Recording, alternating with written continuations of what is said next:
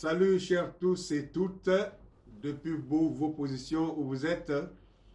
Je vous salue par les énergies du Tout-Puissant, le Créateur des cieux et de la terre, lui qui veille sur tout être qu'il a créé et qu'il aime bien. Ce soir, l'ouragan du midi est encore avec vous pour débattre sur un nouveau thème. Et ce thème m'a été inspiré par quelqu'un qui m'a posé une question que j'ai trouvée un peu bizarre. Voilà, la question était laquelle? Lors des questions-réponses, j'avais répondu à une question et quelqu'un après m'a écrit de côté pour me dire ben écoutez, nous on ne comprend pas cette histoire d'Osiris là. Tu as expliqué tantôt, on dit que Osiris a été crucifié sur. Quand tu lis les textes égyptiens, disent que Osiris a été crucifié sur la croix de la spirale. Mais bon, maintenant, tantôt, nous, on entend encore dire que Osiris a été découpé en 14 morceaux, jeté dans toutes les directions de l'Égypte, et que sa femme Isis et sa sœur Nephthys seraient partis à la recherche de tous ces morceaux, ils l'auraient rassemblés et tout ça. Bon, de quoi? Bon, qu'est-ce qu'il en est? Qu'est-ce qu'il en est? Quelle est la version qui est vraie? Est-ce qu'il a été crucifié vraiment sur la croix de la spirale? Ou alors, est-ce qu'il a été découpé en morceaux? S'il a été découpé en quoi? Est-ce qu'il y a une similitude avec le Jésus de la Bible? Et tout ça, bon, est-ce que toute cette histoire-là ne serait pas un mythe? Est-ce que ce n'est pas trop ambigu? Bon, voilà, et cette histoire n'est pas cohérente. Alors, tout ça, j'ai compris et j'ai dit, ben, je me suis dit qu'il faudrait que je fasse un enseignement spécial là-dessus. Mais vous serez surpris du thème que je vais donner à cet enseignement ce soir. Je veux l'intituler La Bible en procès. Vous avez bien compris, la Bible en procès. De même que vous voulez mettre l'histoire d'Osiris en procès, nous allons appeler la Bible en procès et vous allez être les juges ce soir et chacun va tenir son marteau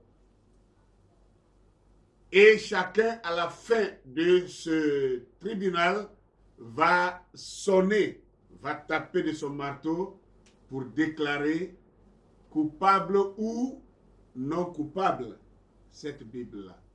Parce que c'est trop facile quand on cherche à vous sortir de l'aliénation et quand on propose quelque chose, les gens veulent toujours trouver une petite mouche là-dessus, une bête quelque part là. Ah non, ce n'est pas parfait. Vous pensez que ce que vous avez comme dossier là est parfait? Document là est parfait? Je sais que certains d'entre vous sont chrétiens depuis 50 ans, 60 ans, 70 ans, 80 ans pour certains. Moi, je le suis seulement il y a 30 ans. Il y a seulement 30 ans, ce n'est pas aussi beaucoup. Mais ce n'est pas 30 jours aussi. Voilà. Et moi, quand j'ai cru, je me suis lancé à la lecture de ce document à plusieurs reprises. Je l'ai fouillé parce que je suis déjà à chercher à connaître l'origine des choses, à connaître l'histoire et l'historique des choses.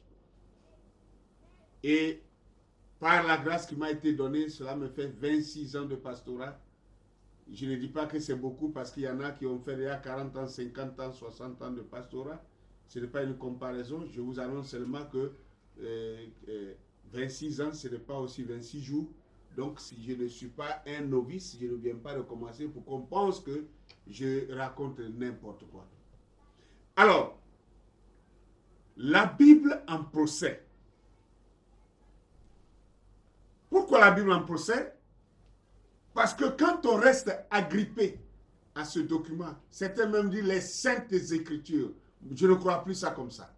Les saintes écritures. Certains pensent que les écritures sont tombées du ciel.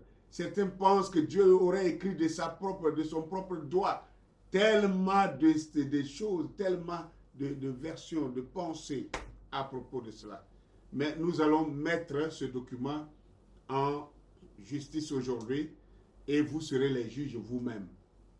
Vous serez les juges, vous allez trancher. Alors, commençons. Pour tout savoir, il est dit dans 1 Samuel, chapitre 15, verset 29, il est écrit ceci. Celui qui est la force d'Israël ne ment point et ne se répand point, car il n'est pas un homme pour se repentir. Vous avez bien compris que le Dieu créateur des cieux et de la terre, qu'on appelle le Dieu de la Bible, ici, tantôt appelé Jéhovah, tantôt appelé je ne sais quoi, l'Éternel et tout ça, il est dit que c'est celui-là qui est la force d'Israël, il ne ment point et il ne se répand point, car il n'est pas un homme pour se repentir.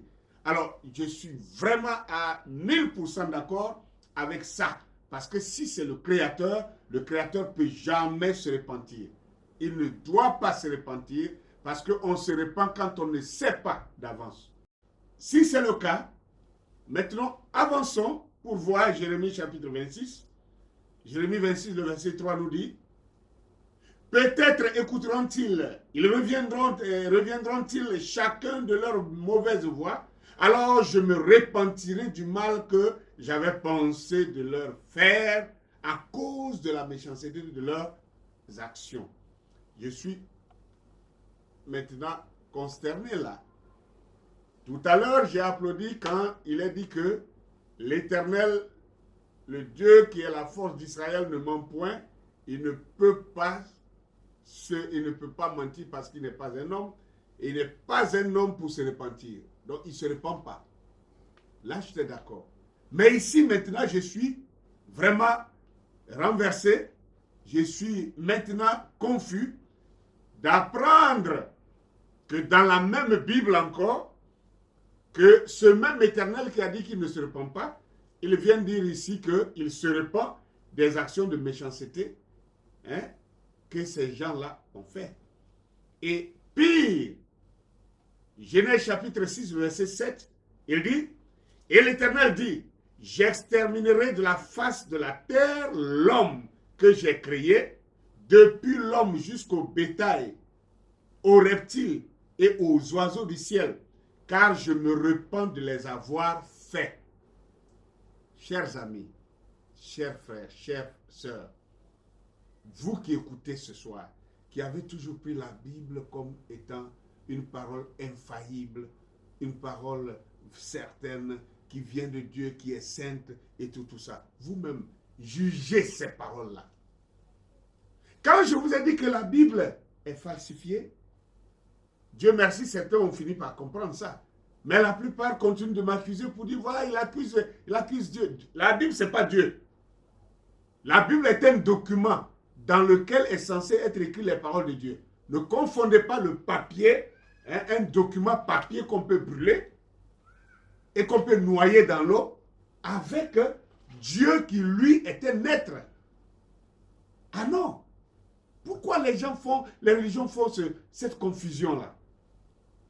Bon, voilà maintenant que l'Éternel, qu'on croit être omnipotent, omniprésent, omniscient, c'est-à-dire celui qui sait toutes choses, omniscient, il vient ici pour dire qu'il se repent d'avoir fait l'homme. Il se repent. Est-ce que celui qui se repent, ça veut dire il regrette? Est-ce que celui qui se repent a le pouvoir de l'omniscience? À vous d'en juger. À vous d'en juger. Alors, celui qui se repent est censé ne pas savoir tout. Parce que celui qui se repent, il regrette. Il regrette et ça prouve qu'il ne sait pas tout. Alors qu'il est écrit que le Créateur, le Dieu qui a créé les cieux de la terre et tout ce qui s'y trouve, il est omniprésent, omnipotent et omniscient. Donc il sait toutes choses. Mais si c'est le cas, alors soit vous me dites que ce n'est pas lui qui parle ici. Et que la main de l'homme a tripatoué cette parole-là. Ou alors si vous accrochez à ça, vous agrippez à ça, et vous persistez que ça c'est sa parole, alors c'est que ça fait de lui un Dieu non omniscient. On doit être d'accord sur ça. C'est un procès. Donc vous êtes les juges. Alors, Vous devez intervenir dans les commentaires et me dire qu'est-ce que vous en pensez. Nous continuons 1 Samuel chapitre 15, le verset 11. Le même Éternel dit encore, je me répands d'avoir établi Saül pour roi, car il se détourne de moi et il n'observe point mes paroles. Samuel fut irrité et il cria à l'Éternel toute la nuit. Bon, voilà encore le même Éternel qui dit ici que lui se répand d'avoir établi Saül pour roi. Car Saül, il voit maintenant qu'après l'avoir établi, Saül a commencé à se détourner de lui et n'observe point ses paroles. Bon, si l'Éternel est omniscient, il n'avait pas besoin d'attendre les actions de Samuel pour savoir que Samuel se détournait, de Saül. Il n'avait pas besoin d'attendre les actions de Saül pour se rendre compte que Saül n'était pas bon. Il devait connaître Saül d'avance. Et je crois, moi, personnellement, que l'Éternel, le Créateur des cieux et de la terre, lui, il est omniscient. Il est vraiment omniscient. Il est omnipotent. Il est omniprésent. Car Dieu, c'est la nature. Et la nature est partout. Et donc, il sait tout. Alors, qu'est-ce que je veux dire maintenant? S'il sait tout, alors, est-ce lui qui parle ici? Ou est-ce la main de l'homme est-elle passée par là? Nous continuons. Jérémie chapitre 42, le verset 10. Il dit, si vous restez dans ce pays, je vous y établirai et je ne vous détruirai pas. Je vous planterai et je ne vous arracherai pas. Car je me répands du mal que je vous ai fait. Voilà encore l'Éternel qui se répand. En fait, si vous avez bien compris, cette première partie, c'est pour vous montrer comment il est dit que l'Éternel ne se répand pas. Il n'est pas un homme pour se repentir. Et bizarrement, dans les mêmes Écritures, dans la même Bible, on trouve partout le même Éternel qui revient et qui se répand. Il se répand d'avoir créé les hommes, il se répand d'avoir établi Saül le roi, il se répand d'Israël, pour l'attitude d'Israël qui s'est corrigé et il se répand maintenant du mal qu'il avait voulu leur faire. Alors, vous savez que quand un individu, un homme, un être humain se répand, il se répand parce qu'il ne connaissait pas la chose d'avance. Quand on sait d'avance, on ne peut plus se repentir. Quand on sait d'avance, on ne peut pas regretter. Alors, nous allons aborder un autre point. Nous allons prendre un autre point. Nous allons prendre le cas de Noé dans l'arche. Le cas de Noé dans l'arche. Genèse chapitre 7 nous dit, à verset 2 à 3, tu prendras auprès de toi 7 couples de tous les animaux purs, mâle et sa femelle, une paire des animaux qui ne sont pas purs, mâle et sa femelle, 7 paires aussi des oiseaux du ciel, mâle et femelle, afin de conserver leur race en vie sur la face de toute la terre. Bon, je sais que certains sont déjà choqués parce qu'on a l'habitude de lire que c'est 2, que les animaux devaient venir 2 à 2, 2 à 2. Mais ici, si vous remarquez, on dit 7 couples, c'est-à-dire 7 paires. 7 paires par espèce. 7 paires par espèce, ça veut dire déjà 14. 14 têtes. S'ils sont des éléphants, ça veut dire 14 éléphants. 14 éléphants, donc 7 mâles, 7 femelles. Si c'est des buffles, 14 buffles. 7 mâles, 7 femelles. Si c'est des girafes, commencez à réfléchir. Combien d'animaux il y a sur la terre aujourd'hui? Et on nous dit qu'il y en a beaucoup qui ont disparu. Donc à l'époque, ces animaux géants n'avaient pas encore disparu. Et tous ces animaux-là, Noé devait les faire entrer 7 paires par espèce. 7 paires. Sans compter les insectes, les oiseaux, les reptiles et tout ça. Donc, imaginez-moi un peu la taille de cette arche. On va arriver tout à l'heure. Nous sommes à l'heure du verseau. Tout doit se savoir aujourd'hui. La Bible en procès. Alors, on continue. Il a dit au verset, nous prenons Genèse chapitre 6, le verset 19 à 21. Il dit, de tout ce qui se vit, de toute chair, tu feras entrer dans l'arche deux de chaque espèce pour les conserver en vie avec toi. Il y aura un mâle et une femelle, des oiseaux selon leur espèce, du bétail selon leur espèce, et de tous les reptiles de la terre selon leur espèce. Deux de chaque espèce viendront vers toi pour que tu leur conserves la vie. Et toi, prends de tous les aliments que l'on mange et fais-en une provision auprès de toi, afin qu'ils te servent de nourriture ainsi qu'à eux. Bon, d'abord, le premier texte nous a dit qu'il devait prendre 7 couples par espèce. Deuxième ordonnance ici dit de prendre 2. On prend lequel? À vous d'en juger. Alors, maintenant, en plus de ce nombre d'animaux qui pouvaient se compter, je ne sais pas, par milliards. Si je dis millions, c'est petit. Par milliards, les animaux. Il a dit les animaux, les oiseaux et les reptiles. Il a dit toutes les espèces de serpents, de varans, de je ne sais pas quoi. Hein, il y a même les criquets, les scorpions, les papillons, hein, les guêpes et les abeilles. Tout ce que vous connaissez, tout ce que vous ne connaissez pas. Je m'imagine cette arche-là devait avoir quelle taille. C'est pourquoi vous n'avez pas dit que vous aimez contredire quand vous n'avez même pas de preuves. Quand j'ai prêché, j'ai montré que la Bible devrait être un livre au langage crypté et qu'on ne doit pas prendre tout ça à la lettre. Il y a des gens qui ont gonflé leur nez plus gros que le mien ici pour s'opposer à ça. Parce que eux, leur habitude, c'est toujours s'opposer, même quand ils n'ont pas de preuves. Mais si vous pensez que c'est comme ça, et que Noé a vraiment construit une arche avec des bois pour faire entrer tous ces animaux dedans, vous allez me montrer un peu la taille de cette arche-là, et on va tous comprendre comment une arche a pu prendre tous les animaux du monde entier pour les préserver en vie, y compris les plus géants, les plus costauds. Nous parlons ici des éléphants, des antilopes, des biches, je ne sais pas, des gazelles, tout ce que vous connaissez. Tous ces animaux. Ok. Continuons encore.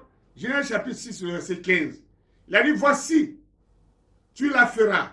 L'arche aura voici comment tu la feras. L'arche aura 300 coudées de longueur, 50 coudées de largeur et 30 coudées de hauteur. Voici comment tu la feras. Hein? Il dit, l'arche aura 300 coudées de longueur, 50 coudées de largeur et 30 coudées de hauteur. D'accord. Si c'est le cas, vous qui êtes devant vos portables et tout ça, vous pouvez aller sur Internet, vous pouvez faire la conversion. Et vous allez voir ce que ça donne. Quand vous regardez en utilisant cette mesure, les dimensions de l'arche sont les suivantes.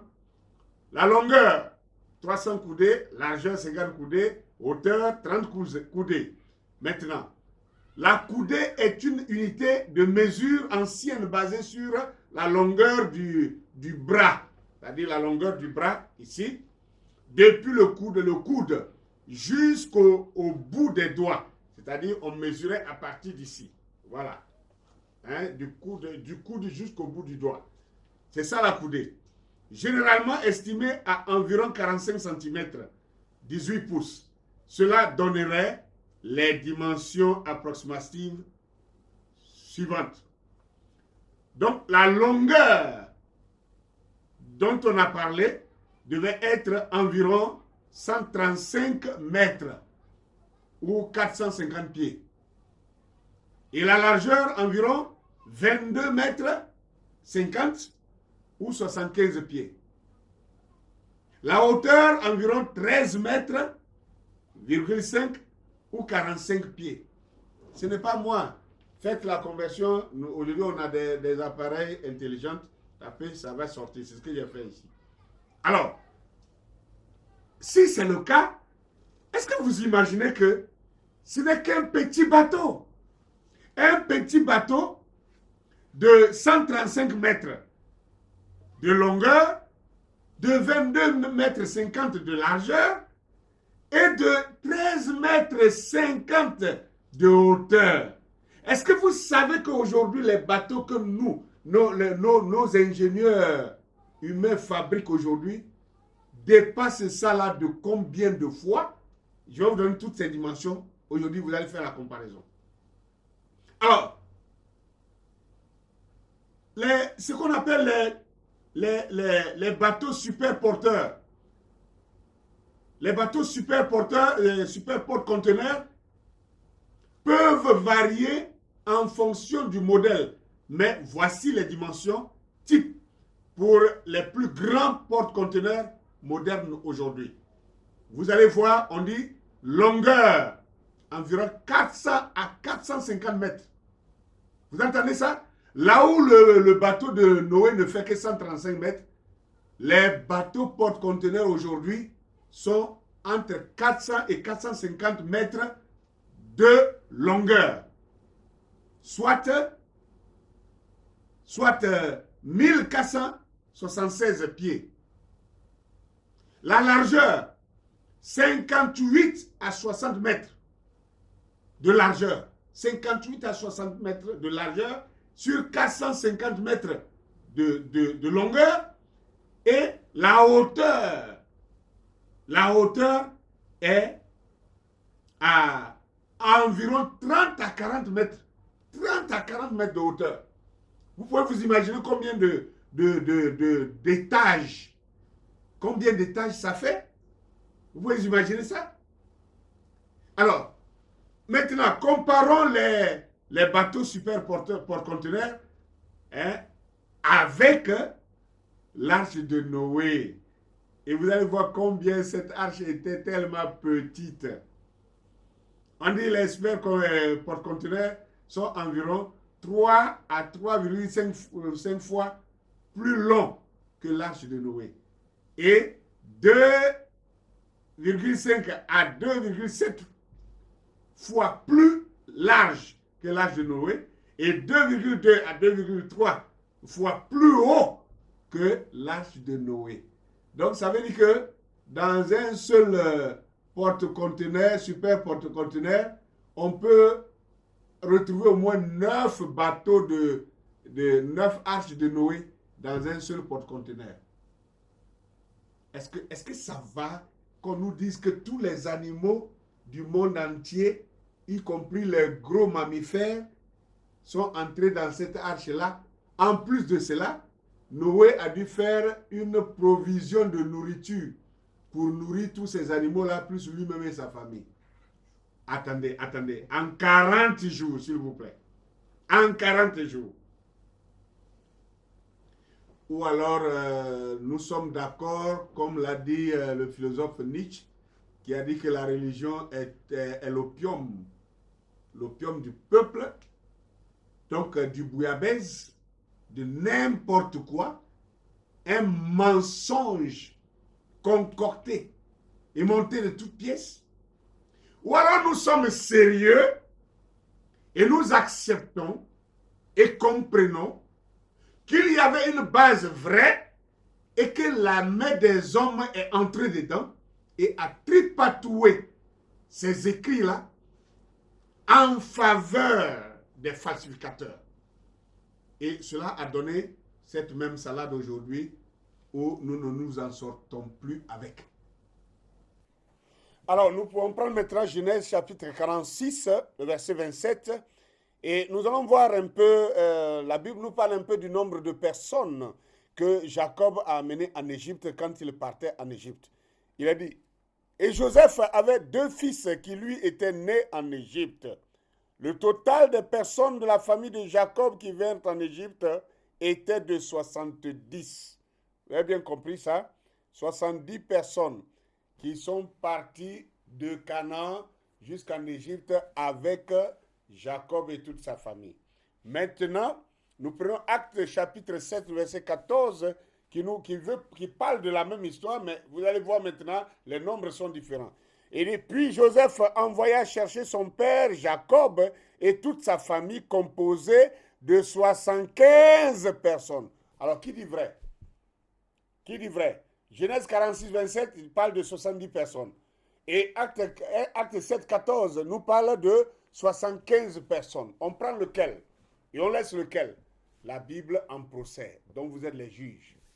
Alors, allons maintenant voir pendant la Sainte Seine, dans Matthieu chapitre 26, verset 23, il répond, c'est-à-dire quand Jésus parlait de quelqu'un qui allait le livrer, alors donc tous les apôtres étaient inquiets, ils ont posé la question à leur maître, qui est celui-là qui va te livrer?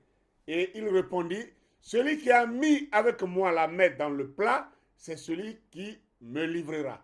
Bon, écoutez, d'abord, cette phrase n'a pas de sens parce que vous êtes en train de manger, vous êtes nombreux, vous êtes en train de manger, et comme on le sait, les gens de l'époque mangeaient ensemble, ils mettaient les mains ensemble dans le même plat. Excusez-moi, comme nos amis musulmans aiment bien le faire, hein, mes amis sénégalais, ils savent bien manger en communauté.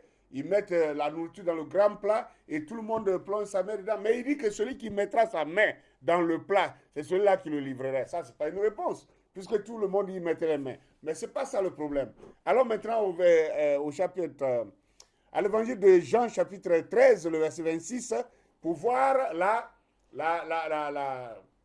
contradiction. Là, à la même question, Jésus répondit, c'est celui à qui je donnerai le morceau trempé. Et ayant trempé le morceau, il le donna à Judas, fils de Simon l'Iscariote. Donc, l'autre côté, on dit que c'est celui qui met sa main dans le plat qui va le livrer. Alors que tous les 12 mettaient leur main dans le plat. Ici, dans Jean, on dit non, que celui à qui il va remettre le morceau. Donc, on prend lequel? Donc, vous qui parlez de contradiction de l'histoire d'Osiris, on dit avant d'aller de voir la poutre qui est en fait la paille qui est dans l'œil de ton frère là, il faut d'abord chercher à enlever la poutre. Une poutre, c'est pas une paille, hein? La paille peut être soulevée par le vent, mais la poutre, elle, c'est même les hommes musclés ne peuvent pas la soulever. Et c'est ça qui est dans ton œil. Tu vois même pas. Tu vas accuser quelqu'un d'autre. C'est là le problème. C'est pourquoi j'ai dit, on met la Bible en procès. Donc vous êtes les juges. Commentez et parlez. Dites-moi qu'est-ce que vous trouvez de toutes ces contradictions. Nous continuons. On va arriver sur Isaïe, le père de David. Et dans 1 Samuel chapitre 17, le verset 12, la Bible dit, or David était fils de cet Éphraïtien de Bethléem, de Juda, nommé Isaïe, qui avait 8 fils, et qui, du temps de Saül, était vieux et avancé en âge. Bon, ici, dans ce texte-là, la Bible dit que Isaïe avait 8 fils. 8. Bien. Dans 1 Chronique, chapitre 2, le verset 13 à 16, il est dit ici, Isaïe engendra Eliab, son premier-né. Eliab et Abinadab, le second. Et Shiméa, le troisième. Et Nathanaël, le quatrième. Radaï, le cinquième. Osem, le sixième. Et David, le septième. Ah, alors que de l'autre côté, on a dit qu'il avait 8 fils. Ici, là, David est septième. Si vous allez lire l'autre côté où il est dit que Samuel est venu choisir David comme roi, on avait déjà compté 7 fils et David était le 8e. Ici, là, David est 7e.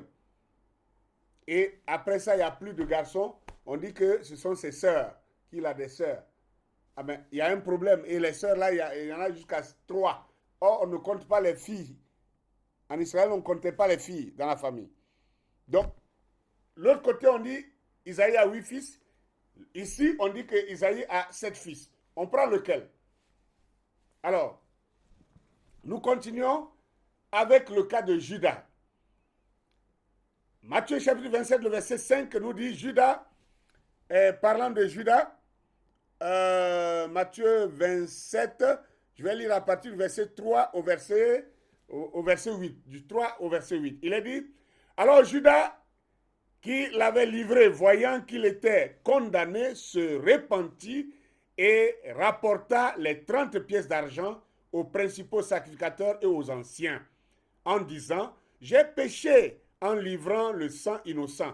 Ils répondirent, que nous importe, cela te regarde. Et Judas jeta les pièces d'argent dans le temple, se retira et alla se pendre. Judas a jeté les pièces d'argent dans le temple et il alla se pendre. Les sacrificateurs les ramassèrent et dirent, il n'est pas permis de les mettre dans le trésor sacré puisque c'est le prix du sang. Et après avoir délibéré, ils achetèrent avec cet argent le champ du potier pour la sépulture des étrangers. C'est pourquoi ce champ a été appelé champ du sang jusqu'à ce jour. Ok. Ici, dans ce texte ici, on comprend, c'est clairement dit que Judas qui a livré Jésus, après s'être rendu compte de son péché, il est allé avec l'argent. Il est retourné dans le temple avec l'argent et il allait confesser, il s'est repenti en disant, je regrette d'avoir livré un sang innocent. Et la Bible dit, après avoir dit ça, il a jeté l'argent dans le temple et il est sorti pour courir et aller se pendre. Et il est mort immédiatement. Maintenant, la Bible dit que ce sont les principaux sacrificateurs qui ont pris cet argent-là pour aller acheter un champ. Mais, alors, dans Actes chapitre 1, le verset 18 à 19 ne dit pas la même chose. Ils vont dire le contraire ici.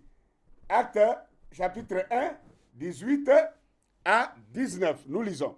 Cet homme, ayant acquis un champ avec le salaire du crime, est tombé, s'est rompu par le milieu du corps et tous ses entrailles se sont répandues. La chose a été si connue de tous les habitants de Jérusalem que le champ a été appelé dans leur langue Akeldama, c'est-à-dire le champ du sang.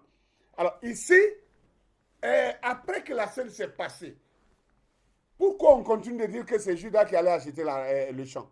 Parce qu'on montre ici que Judas, qui est cet homme-là, on dit que cet homme ayant acquis un champ. Donc, Judas, qui a trahi Jésus, qui a pris l'argent, les apôtres disent ici que lui-même, il allait acheter un champ. Et que ce champ-là, l'achat de ce champ a été connu même dans toute la ville de Jérusalem, qu'ils ont même nommé ce champ-là Akeldama, qui signifie le champ du sang. Alors que ce n'est pas ce que dit Matthieu 27. Matthieu 27 dit qu'il allait se repentir et il a rendu l'argent et les sacrificateurs ont refusé de prendre cet argent. Ils ont dit ça te regarde. Donc, comme il ne voulait pas prendre, lui, il a jeté l'argent dans le temple et puis il est parti pour se pendre. Il est mort pendu. Mais le deuxième texte ici ne nous montre même pas qu'il est pendu. On dit qu'il est tombé. Il allait tomber, il s'est coupé en deux et ses entrailles, c'est-à-dire ses intestins, se sont répandus à terre. Bon, on prend lequel? Quelle est la version vraie? Est-ce que ça c'est cohérent? La Bible en procès, dont vous êtes vous-même les juges. Alors, prononcez-vous dans vos commentaires. Nous allons continuer. La résurrection de Jésus. Quand Jésus meurt, d'abord, il y a un problème. On dit qu'il est mort le vendredi, il est ressuscité le dimanche, et on dit que ça fait 3 jours. Donc, tout mathématicien va m'expliquer cette magie-là. La magie où on meurt le vendredi à 15h et qu'on vous enlève le soir avant 18h pour aller vous enterrer et que le lundi matin, vous êtes ressuscité avant le lever du soleil et on dit que ça fait 3 jours et 3 nuits dans le tombeau. Les mathématiciens que vous êtes, expliquez-moi ça. Moi, je ne comprends pas ça. Bien. Prenons maintenant la scène du constat de sa résurrection le lundi matin. Le dimanche matin. Il est dit ici dans Jean chapitre 1. Jean chapitre 1, du verset 1 jusqu'au verset 18. Je vais lire ça rapidement. Il a dit, le premier jour de la semaine, Marie de Magdala se rendit au sépulcre dès le matin. Ici, là, Marie de Magdala, elle est seule. C'est la seule femme, l'unique femme qui est partie au tombeau. Là, selon le texte de Jean 20, on dit Marie de Magdala. On n'a pas cité quelqu'un d'autre en dehors de ça. Marie de Magdala se rendit au sépulcre dès le matin, comme il faisait encore obscur. Alors, le français, pourquoi il précise ça? Quand on dit comme il faisait encore obscur, ça veut dire si c'est le matin et il fait encore obscur, ça veut dire que le soleil ne s'est pas encore levé. Soyons clairs avec ça. Et vous allez voir dans l'autre texte ce qui va être dit là-bas. Et elle vit que la pierre du sépulcre avait été ôtée. Elle courut vers Simon-Pierre et vers l'autre disciple que Jésus aimait et leur dit, ils ont enlevé du sépulcre le Seigneur et nous ne savons pas où ils l'ont mis. Et Pierre et l'autre disciple sortirent et allèrent au sépulcre. Ils couraient tous deux ensemble, mais l'autre disciple courut plus vite que Pierre et arriva le premier au sépulcre. S'étant abaissé, il vit les bandes qui étaient à terre, cependant il n'entra pas. Simon-Pierre, qui le suivait, arriva et entra dans le sépulcre et vit les bandes qui étaient à terre. Et le linge qu'on avait mis sur la tête de Jésus, non pas avec les bandes, mais plié dans un lieu à part. Alors, l'autre disciple qui était arrivé le premier au sépulcre entra aussi et vit et il crut. Car il ne comprenait pas encore que, selon les Écritures, Jésus devait ressusciter les morts. Et les disciples s'en retournèrent chez eux. Cependant, Marie qui se tenait dehors près du sépulcre, ça veut dire que Marie, quand elle est arrivée, elle n'est pas rentrée. Et alors, comment l'appelle-t-on? Elle est allée voir Pierre et Jean, et Pierre et Jean ont couru, ils sont venus, et ils sont rentrés. Elle est venue après, elle est restée dehors. Et maintenant, ici, on dit, cependant, Marie se tenant dehors près du sépulcre et pleurait. Comme elle pleurait, elle se baissa pour regarder dedans, dans le sépulcre. Et elle vit deux anges. Retenez aussi. Elle a vu deux anges vêtus de blanc, assis à la place où avait été couché le corps de Jésus. L'un à la tête et l'autre aux pieds. Ils leur dirent, femme, pourquoi pleures-tu? Elle répondit, parce qu'ils ont enlevé mon Seigneur et je ne sais pas où ils l'ont mis. En disant cela, elle se retourna et elle vit Jésus debout, mais elle ne savait pas que c'était Jésus. Et Jésus lui dit, femme, pourquoi pleures-tu? Qui cherches-tu? Elle pensait que c'était le jardinier, lui dit, Seigneur, si c'est toi qui l'as emporté, dis-moi où tu l'as mis et je le prendrai. Jésus lui dit, Marie. Elle se retourna et lui dit en hébreu, Rabouni, c'est-à-dire maître. Bon, je ne sais pas pourquoi souvent on fait des précisions comme ça. On dit, elle se retourna et dit en hébreu. Donc, elle parlait en quelle langue avant? Toute cette conversation-là, elle faisait ça en quelle langue? Pour qu'on nous précise maintenant qu'elle a dit Rabouni. Elle dit Rabbi ou Rabouni. Attendez. Donc, elle parlait en quelle langue? C'est en Djoula? Elle parlait en quoi? En Assanti? Ou en Bété? Bon, bref. Alors, Jésus lui dit, ne me touche pas, car je ne suis pas encore monté vers mon Père et vers votre Père. Va trouver mes frères et dis-leur que je monte vers mon Père et votre Père, vers mon Dieu et votre Dieu. Marie de Magdala alla annoncer aux disciples qu'elle avait vu le Seigneur et qu'il lui avait dit toutes ces choses.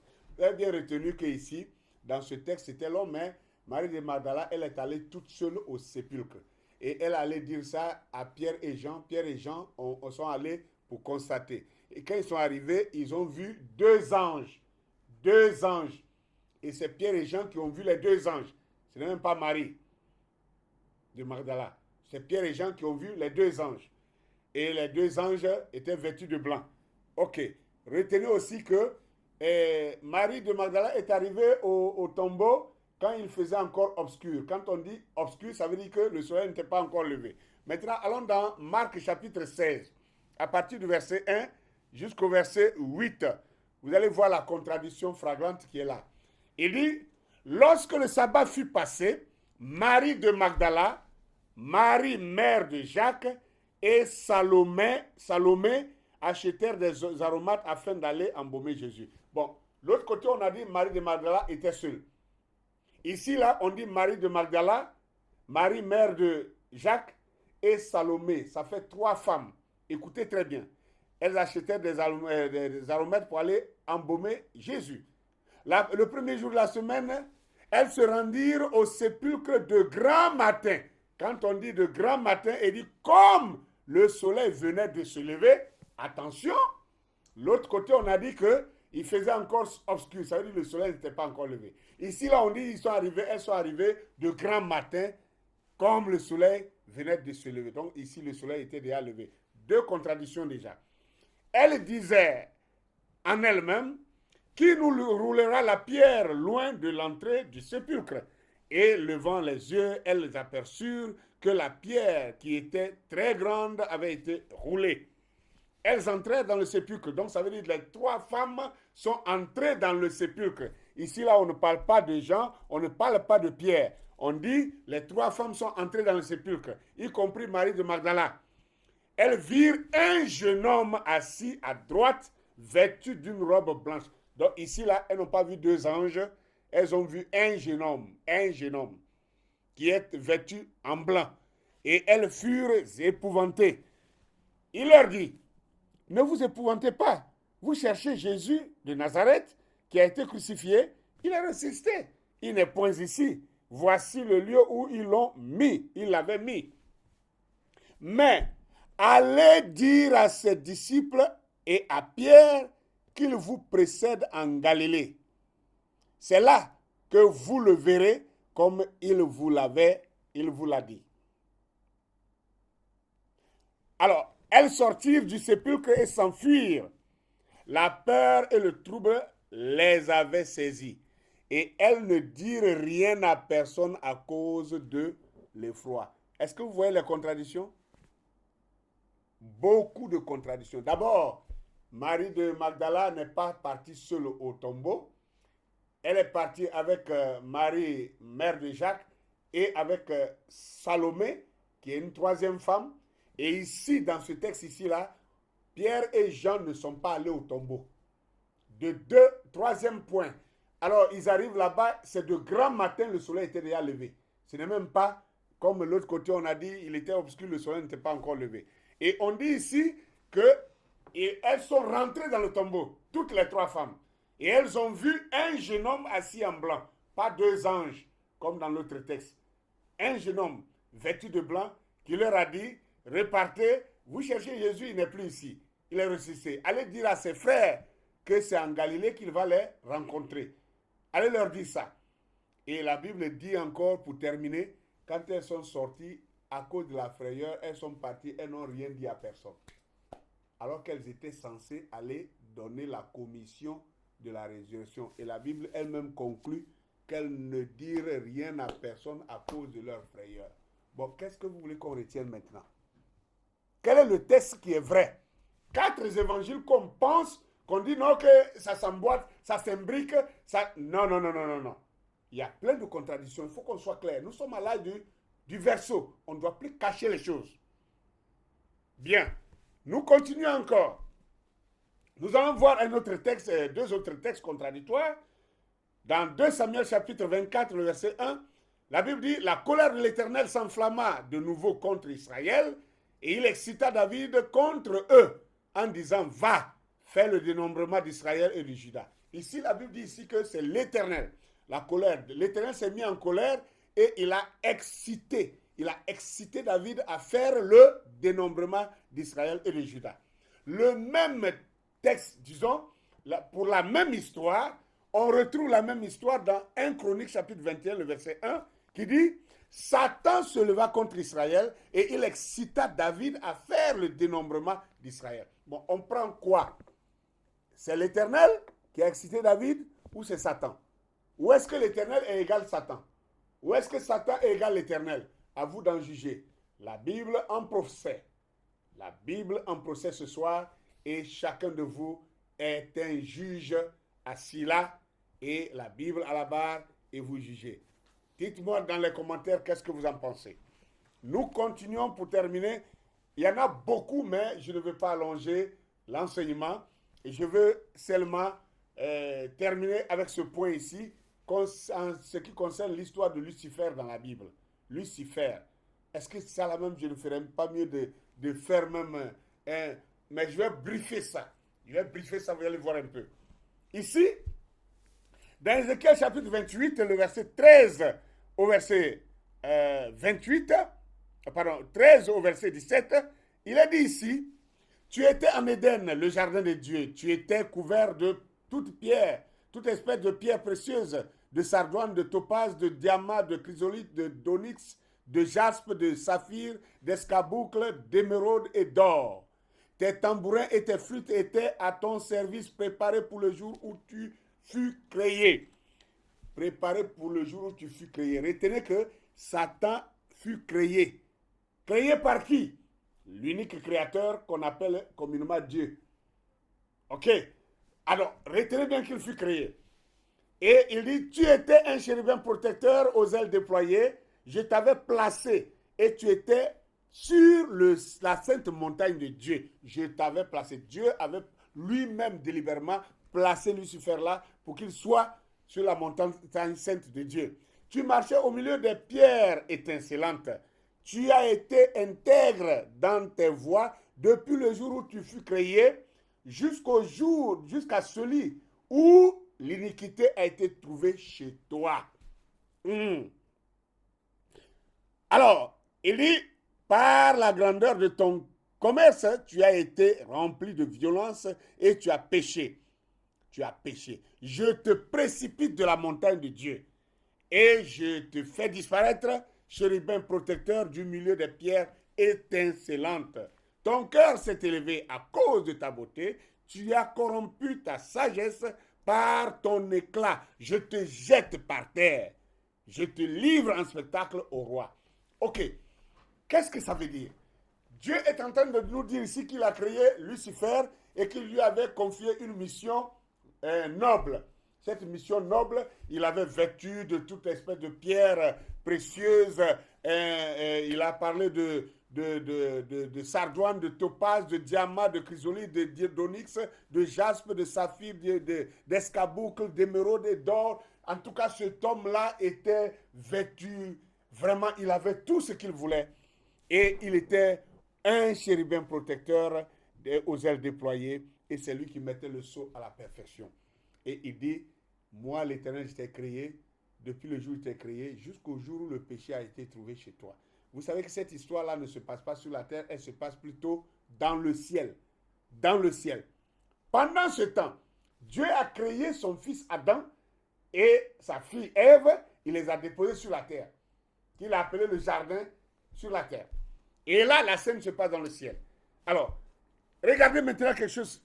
Dieu voit que Lucifer s'est corrompu. Et le péché, il a péché. Donc Lucifer est devenu un être de péché. Et Dieu qui le prend et dit, je te jette par terre. Là où se trouvaient ses enfants.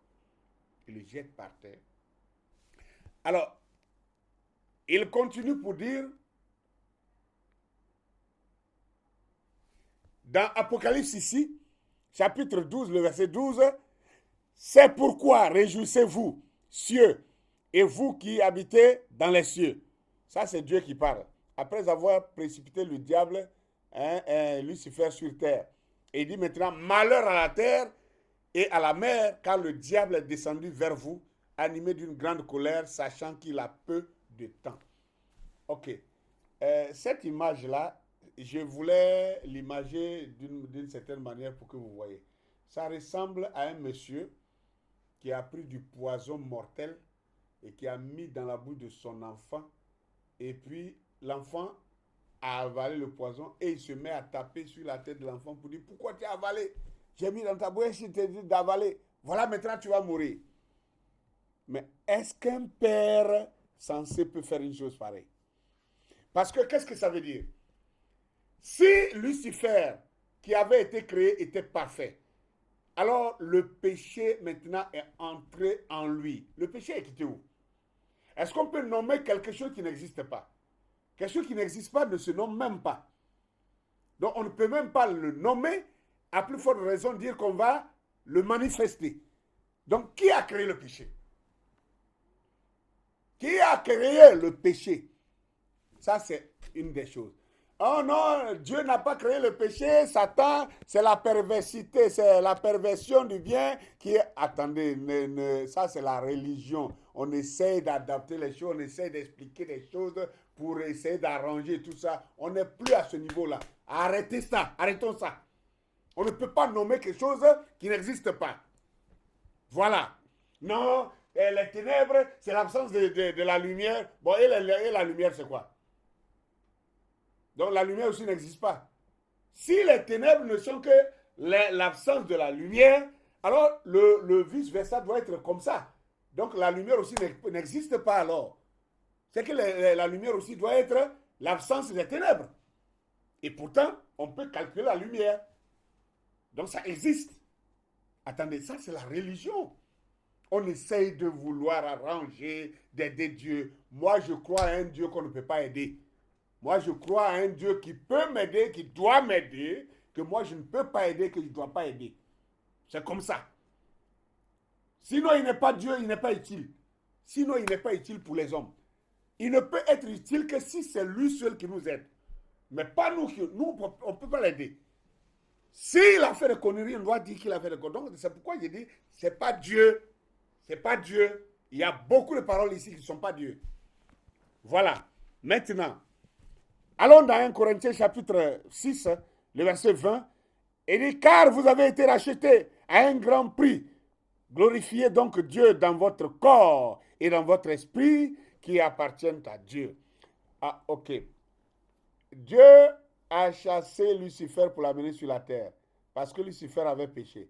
Lucifer descend sur la terre et Dieu lui-même vient dire aux habitants de la terre que le malheur est venu vers vous. Le malheur est venu vers vous. Parce que celui-là qui est chargé de péché, Dieu lui-même a pris, il a rapproché de ses propres enfants. Vous trouvez ça normal? C'est pourquoi je donne l'exemple, l'allégorie d'un père qui prend le poison pour mettre dans la bouche de son fils. Et puis l'enfant a avalé le poisson. Et puis il tape encore l'enfant pour dire, pourquoi tu as avalé? Mais pourquoi toi tu as mis ça dans sa bouche? Tu as mis dans sa bouche pour qu'il fasse quoi? Tout ce qui rentre dans la bouche, ça s'avale. Comment est-ce que tu peux trouver un danger? C'est comme quelqu'un, un père qui s'en va ramasser un serpent venimeux. Il vient, il ramène le serpent venimeux dans sa maison. Et puis il va voir ses enfants qui dorment dans leur chambre. Il jette le serpent venimeux dans la chambre. Il ferme la porte sur les enfants et le serpent. Et puis il reste dehors et dit aux enfants, gare à vous, celui qui se fait mordre par le serpent, je le brûle au feu. Mais qui a amené le serpent à la maison? Pour quel but tu as amené ce serpent venimeux à la maison? En fait, je crois que les hommes intelligents comprennent de quoi je suis en train de parler. Si Lucifer a péché au ciel, que Dieu a constaté, si Dieu voulait épargner ses enfants, pourquoi alors Dieu a pris ce démon-là, ce diable-là, ce Satan-là, pour venir le déposer parmi les hommes? Et puis après, il va venir nous blâmer parce que nous, on a péché. On est coupable de quoi? Est-ce que c'est nous qui avons amené le péché? Si Dieu voulait finir avec le péché, il n'avait qu'à supprimer Lucifer et puis c'est terminé. Non seulement il n'a pas supprimé, il le prend, il l'amène encore sur la terre, là où nous on vit. Et il le laisse pour qu'il nous corrompe, pour que lui, il va venir nous juger après. Pour dire qu'on est coupable. On est coupable de quoi? Non, vous êtes coupable du péché originel. C'est-à-dire le péché là, en réalité, ce n'est pas vous qui avez commis directement, hein, mais c'est votre, le père du père, de l'arrière-grand-père, de l'arrière-grand-père. C'est-à-dire le premier homme là, son péché là, c'est ça qui descend toujours sur vous ici. Mais vous n'avez pas dit que quand Adam et Ève ont péché, Dieu les a chassés du jardin. Après, il est venu tuer un animal, il a pris la peau de l'animal pour les habiller. Donc c'était quoi? C'était pas la rédemption? Parce qu'à la fin, on viendra nous dire que Jésus a été, que l'agneau de Dieu a été crucifié avant la fondation du monde. Donc c'était pourquoi? N'est-ce pas pour ôter le péché? Mais s'il a ôté le péché, de quoi nous sommes encore coupables? Ce sont des questions. C'est pourquoi il dit la Bible en procès. Donc vous êtes les juges. Maintenant, comme si ça ne suffisait pas, Dieu lui-même, ses enfants maintenant sont affectés et Dieu est incapable d'enlever ce péché-là par sa grande puissance. Et Dieu est obligé de payer un prix. Il paye à qui? Il paye le prix à qui? Je crois que quand quelqu'un prend en otage votre famille et il menace de les détruire, donc il a les moyens, il a les capacités de les détruire, vous êtes tremblant, vous êtes tout tremblant, alors quand il vous donne le prix à payer, il vous impose, on appelle ça quoi d'abord même? Une rançon. Quand il vous impose une rançon, vous n'avez pas d'autre choix que de payer la rançon pour sauver votre famille. Alors, si Dieu est obligé de payer un prix à quelqu'un, moi, vraiment, j'ai des interrogations. J'ai vraiment des interrogations. Et je continue. Acte chapitre 20, le verset 28, il a dit, prenez garde donc à vous-même et à tout le troupeau sur lequel le Saint-Esprit vous a établi évêque pour paître l'église du Seigneur, qu'il s'est acquise par son propre sang. Regardez la rançon qui a été demandée par ce dernier. Je ne crois pas que Dieu lui-même ait pu prendre sa propre famille en otage et que Dieu lui-même se demande une rançon à lui-même. Si Dieu dit qu'il a payé le prix, c'est qu'il a payé à quelqu'un. Qui est ce quelqu'un alors? Dites-le moi en commentaire. D'après vous, qui est ce quelqu'un? Qui est ce quelqu'un-là à qui Dieu paye une rançon pour sauver ses enfants? Et on dit, il a payé, c'est un grand prix. Et ce grand prix-là, il dit, c'est son propre sang. C'est en cela qu'on dit, Dieu s'est fait homme et il est devenu Jésus, il est venu mourir à la croix. Et on dit, c'est son fils unique. Un seul fils. Mais quelqu'un qui est coupable, il suffit de frapper le coupable et puis c'est terminé. Tu vas aller prendre un innocent pour aller le tuer à la place du coupable. Et puis le coupable lui-même continue de pavaner partout, sous prétexte que non, il n'a qu'à rester juste au temps de la fin. Quand il va bien corrompre, il va bien corrompre tous tes enfants, ils seront nombreux. Tu vas le prendre lui avec tes propres enfants qu'il a déjà corrompus dans le péché pour les mettre en enfer. Ah, vraiment, hein?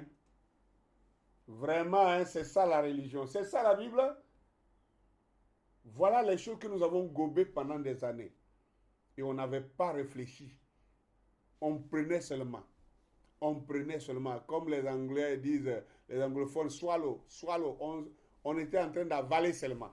On a avalé, avalé. Mais le temps est venu de vomir et de commencer à demander. Je vais vous lire un dernier verset pour m'arrêter là. Et parce qu'on a beaucoup de choses à se dire. Peut-être que je reviendrai sur ce point typique pour en faire une vidéo spéciale là-dessus. Ézéchiel 18, le verset 2 à 4 nous dit ceci. Pourquoi dites-vous ce proverbe dans le pays d'Israël? Les pères ont mangé des raisins verts et les dents des enfants ont été agacées. Je suis vivant, dit le Seigneur l'Éternel. Vous n'aurez plus lieu de dire ce proverbe en Israël. Voici, toutes les âmes sont à moi. L'âme du Fils comme l'âme du Père. L'une et l'autre sont à moi. L'âme qui pêche, c'est elle qui mourra. Voilà ce que l'Écriture dit ici. Bon, Adam a péché depuis le jardin d'Éden. Et on a dit que nous tous qui naissons maintenant, tous ont péché et sont privés de la gloire de Dieu. C'est ce qui est écrit. Bon, nous sommes pécheurs depuis Adam, alors qu'Adam a été racheté. Je crois qu'Adam a été racheté, c'est pourquoi on dit que l'agneau de Dieu a été immolé avant la fondation du monde. Maintenant, ce texte-là nous dit, Dieu, au temps d'Ézéchiel, a dit qu'il met fin maintenant au péché du père sur l'enfant. C'est-à-dire le péché originel en temps réel, si on a bien compris ce texte-là, devait prendre fin là. Le péché originel devait prendre fin là. Il dit que le père ne doit pas manger du raisin vert et puis ce sont les dents des enfants qui vont être agacées. Dieu dit non, cet adage ne doit plus se dire en Israël. Parce que chacun mourra pour son propre péché. Mais pourquoi on continue de nous assommer avec le péché originel depuis Adam? Ça veut dire que le sang de Jésus a servi à quoi finalement? À quoi? Dites-le-moi. Que chacun puisse me dire ce qu'il en pense dans les commentaires. Quand je dis la Bible en procès, ce n'est pas moi le juge, c'est vous les juges. Moi, je suscite des questions. Je suscite des questions et vous, Vous allez analyser et vous allez tirer vos conclusions en tant que des juges. Alors, likez, commentez. Je veux voir votre pensée, vos différentes pensées à propos de ce message-là. Et alors, nous allons avoir une suite à cela. C'était l'ouragan du midi avec le docteur Akediodoné. Je vous remercie d'avoir suivi, partagé massivement. À bientôt.